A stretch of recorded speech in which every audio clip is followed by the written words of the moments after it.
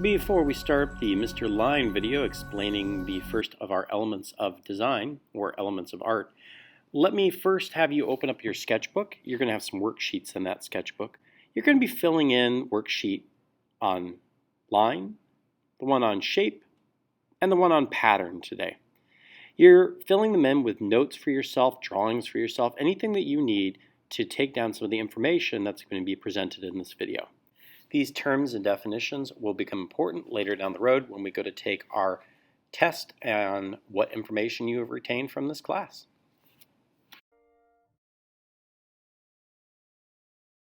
Lines can be straight, or they can be curvy like my friend Jimmy. Jimmy, slow down, Jimmy. Oh, Jimmy. Sometimes Jimmy can be extra. Stop! Sometimes lines can be short or they can be very long. Some are thick, others are thin.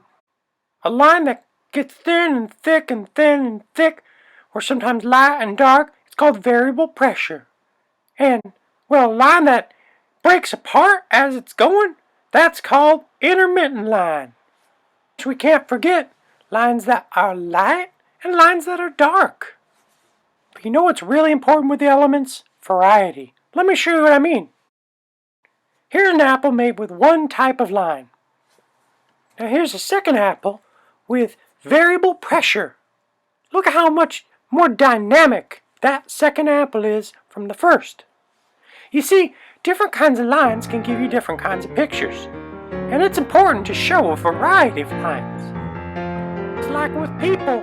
When we work alone, we can do a nice job, but when we work with other people, we can do something truly amazing. Oh man, here comes Jimmy again. Jimmy, stop, Jimmy. Bet Bob Ross didn't have to put up with this.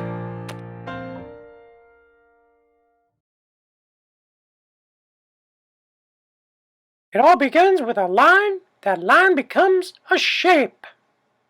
A shape. Where's the E? E, get over here. Oh, good grief. When shapes have a name or they're in math, you call those geometric shapes. They're shapes like squares and triangles and right triangles and arcs and ellipses and rhomboids and diamonds and pentagons and hexagons and octagons and pigs and... Wait. A pig is not a geometric shape. Let me tell you that right now. When a shape doesn't have a standard name, we call it an organic shape. Organic shapes cover just about all kinds of outlines of things you see in the world. Another type of shape, well, it starts with my favorite game, Frisbee. I like Frisbees, but I'll tell you what, if someone was throwing a Frisbee like this at me, that sure would hurt. When a shape has rounded edges, like that Frisbee, we call it soft. But when it has sharp edges, we call it a hard shape. Sometimes soft shapes have names, sometimes hard shapes have names, but they don't have to. And there's that pig again! Get him out of here! I've had about enough of all this errant livestock walking around while I'm trying to do this video. Let's hop into the line helicopter and see what's happening up from above. My goodness, I see the problem now. If I'm looking down at my poorly drawn farm, you can see I have two animal pens. One's full of cows and the other one's full of pigs. Do you see something wrong with one of those two pens? That's right. The one that's on the left has a hole in the fence. Let's get those pigs back in there. Oink. All right. Now that that's closed up, let me tell you about closed shapes. Oink. When a shape's closed all the way around, it's a closed shape. But if you have a gap in it, it's called an open shape. Sometimes when we're learning to write letters, like the letter O, we don't complete the circle all the way. That would be an example of an open shape. The last type of shape isn't really a type. It's more a giant mutant combination of shapes.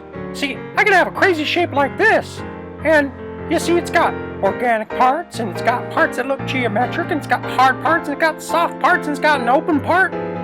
just a combination of all the types of shapes. And Jimmy! Jimmy!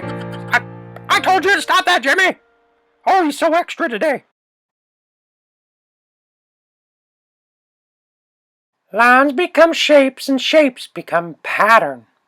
A pattern is something that repeats. A pattern is something that repeats. A pattern is something that repeats. A pattern is something that repeats. Well, that was awfully annoying.